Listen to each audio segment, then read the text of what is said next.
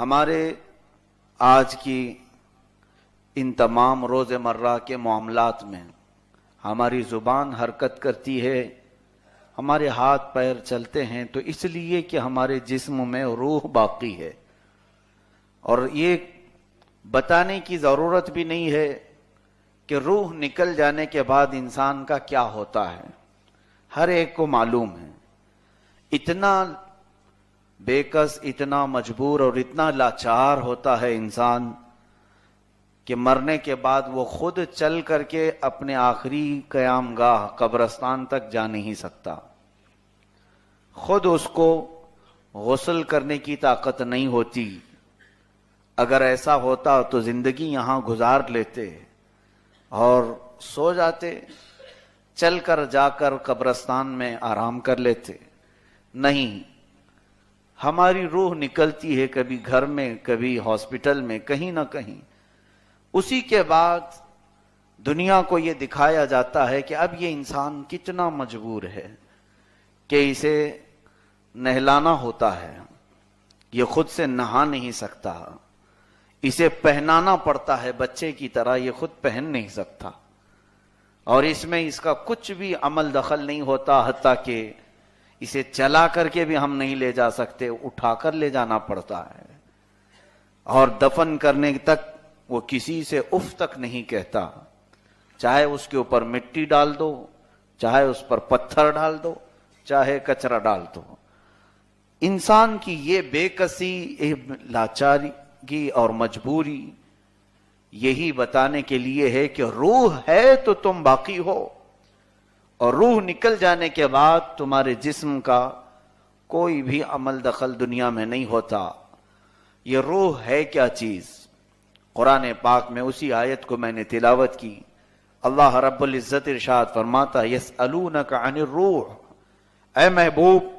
لوگ آپ سے روح کے بارے میں پوچھتے ہیں کہ کیا چیز ہے یہ روح؟ قل الروح من امر ربی، محبوب آپ فرما دیں کہ روح یہ میرے رب کا نور ہے، میرے رب کا حکم ہے، میرے رب کے آرڈر کا نام روح ہے۔ اللہ عز و جل کے قبضہ قدرت میں جو چیز ہے وہ روح ہے۔ اب یہاں سے دو چیزوں کو جب اللہ تعالیٰ نے جسم میں ہمارے عطا کیا تو یاد رکھیں کہ دونوں کا بیلنس برقرار رکھنا ہماری زندگی میں نہایت ضروری ہے۔ جس طرح صبح ناشتے کے وقت ہمیں بھوک لگی، پھر دوپہر ہوتے ہی کھانے کی بھوک لگی، پھر رات ہوتے ہمیں رات کے کھانے کی بھوک لگی، بھوک لگنے کے بعد آپ کرتے کیا ہیں؟ فوراً اپنے کھانے کا انتظام، دیکھتے ہیں ادھر ادھر کہیں سے کچھ مل جائے۔ یہ پیٹ تمہیں آج سارے کام کرانے پر مجبور کر رہا ہے، بھوک ہی تو ہے جو انسان کو محنت کراتی ہے۔ اس لیے کہ اپنے جسم کو سکون دینا ہو تو روٹی کے چند ٹکڑے یا کھانا کچھ لقمے آپ کے پیٹ میں جانا ضروری ہے، ورنہ آپ تھوڑی ہی دیر میں دیکھیں، صبح مت کھائیں، دوپہر میں نہ کھائیں، رات میں نہ کھائیں، ہو سکتا ہے کوئی ایک دن کی بھوک برداشت کرے، اسی حالت میں اگر اس کا دوسرا دن آ گیا اس کے ہاتھ پیر ڈھیلے پڑ جاتے ہیں، اب اس کے چلنے پھرنے میں بھی اثر صاف نظر آتا ہے، چہرہ جھک گیا، آنکھیں سوکھ گئیں اور ہونٹ سوکھ کر بات کرنے کی قابلیت نہیں رہ جاتی، چلنے پھرنے کی سکت نہیں رہتی، اٹھا ہے تو بیٹھ نہ پائے، بیٹھا ہے تو اٹھ نہ پائے۔ یہ ایک دن کی بھوک سے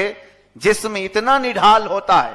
ہو بہو اسی طرح ہماری روح کو بھی بھوک لگتی ہے، بھوک اس کی ایسی کہ اسے روزانہ کی بھوک لگتی ہے،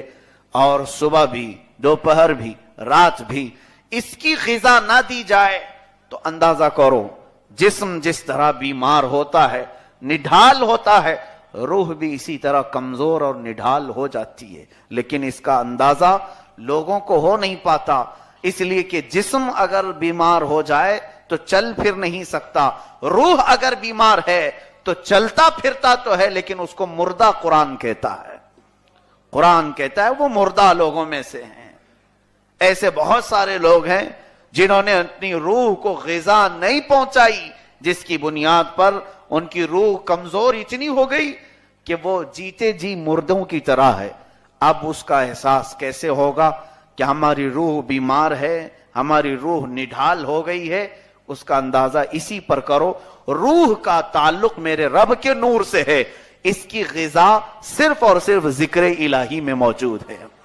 ذکر الہی میں موجود ہے۔ جس نے برسوں تک اسے غذا نہیں کھلائی،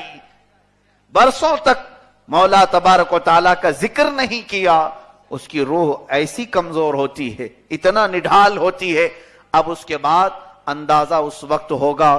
جب وہ مسجد کی طرف آتا نہیں تو سمجھ لو کہ بھوک جب شدت کی لگتی ہے تو تم اپنے گھر سے چل کر ہوٹل تک بھی نہیں جا پاؤ گے، ہاتھ پر ڈھیلے ہیں، کوئی یہیں لا کر کے دے دے۔